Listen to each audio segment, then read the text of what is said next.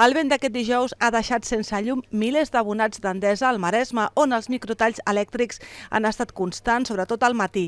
Un dels municipis més afectats ha estat Premià de Dalt, amb 2.500 llars sense electricitat, la majoria a Santa Ana Tio.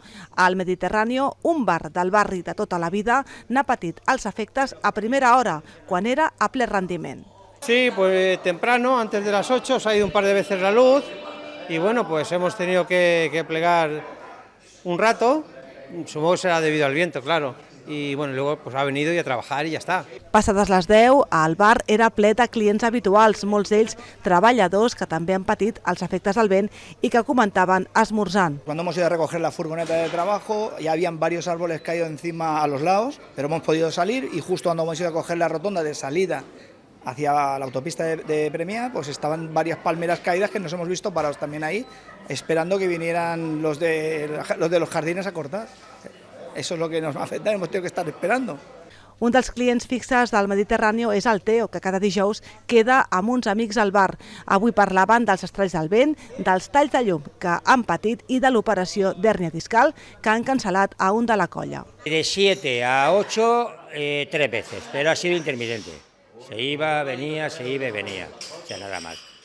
Mucho viento, bueno, recogimos todo anoche, lo de la galería, lo del patio, plantas que teníamos, lo hemos quitado todo, porque era impresionante, daba miedo. Pero ya hace más de un año de espera, pero bueno, ya la tenía para hoy, ya operada ahora mismo. Pero bueno, se ha torcido la cosa, que igual que el tiempo.